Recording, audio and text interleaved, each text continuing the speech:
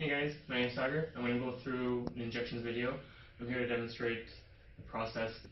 To start off with, before we do any injections, we want to go to the MAR, the medication administration record, and see what we have on hand, what the patient's going to be administered. Then we'll confirm it before we start any medication. We'll confirm that that's what matches it up. Once we've determined what injection we're going to be using, what the location is, what the medication is, we'll take that out. So we'll go through the 8 rights of medication, which starts out with knowing to make sure we get the right patient, the right medication, the right reason for the medication, the right routes, frequency, time, as well as documentation and the location of the medication site. After that, I want to do a little assessment of the patient itself. I want to know what the patient's body mass, muscular tone, what their condition is, so it'll help us gauge what sort of gauge we're going to choose or what needle size and length we're going to use. If the patient is slightly obese, we're going to want to use, or have a high density of muscle mass, we want to use a lower gauge or a higher needle in order to get to the right targeted area if it's intramuscular or not. I'll go more in detail once we're doing the specific injections. Alright, so here I've selected 2 needle types. One's for an intramuscular injection, one's for a subcutaneous injection. The difference here is the gauges that are being used.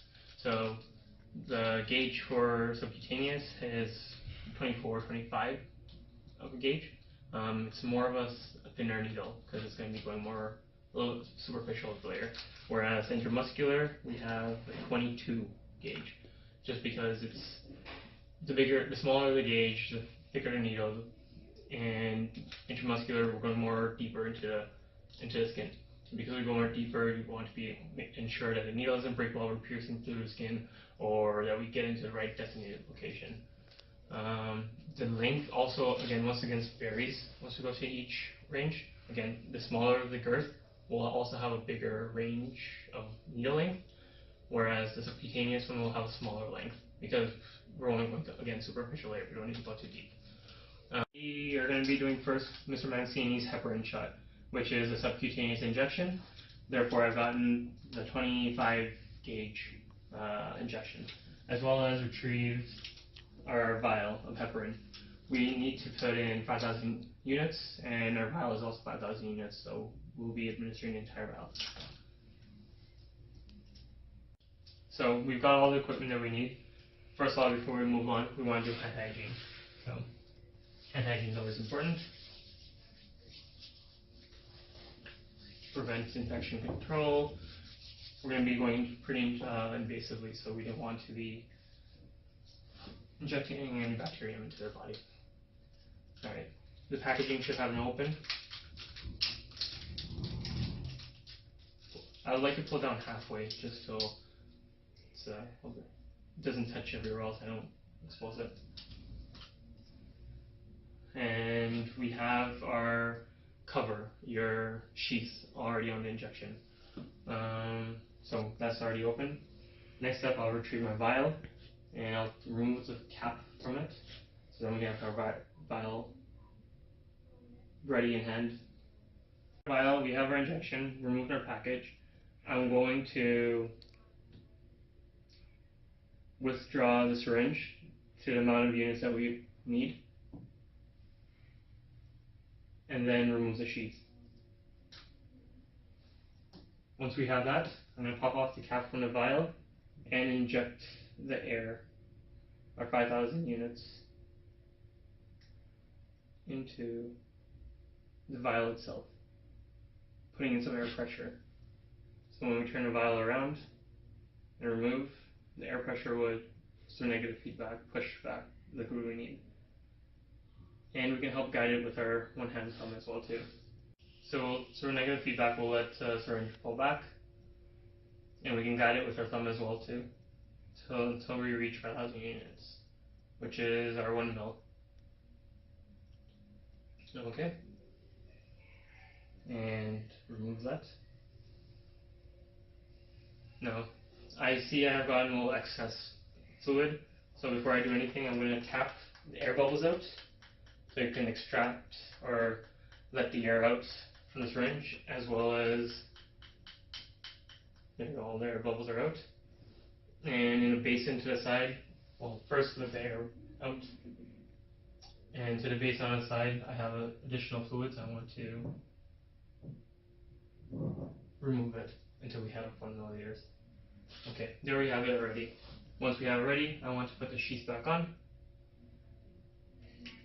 so that it's safe before going to the patient. So now it's time to prepare medication for the intramuscular injection. Our subcutaneous put to the side, now we're going to do intramuscular.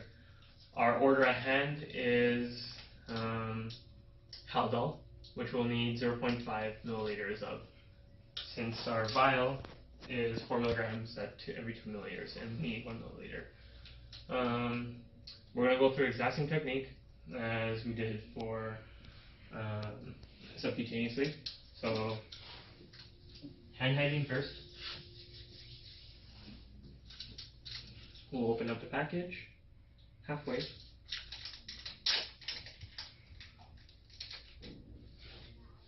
Move the needle. I'm going to wind up or pull the syringe back to 0.5.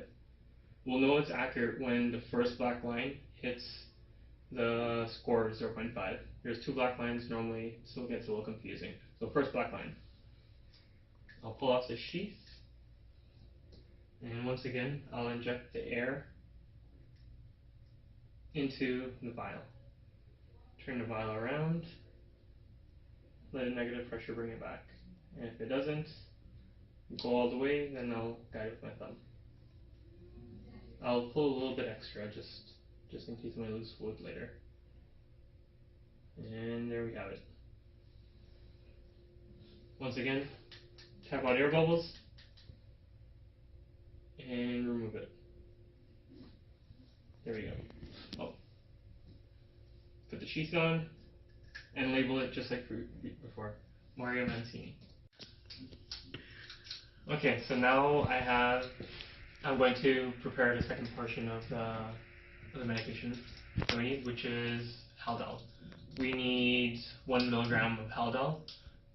Okay, so now we have our medication prepared. There's one last step before we continue, which is to label the medication itself with the patient's name, what a medication is, just so that we don't mix up between the medications.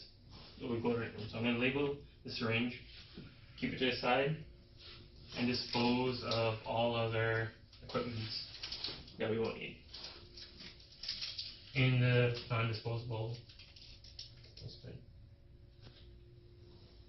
Okay, I'm ready to inject Mr. Mancini, to administer the medication. Before I go into his room, I'll perform a little hand hygiene.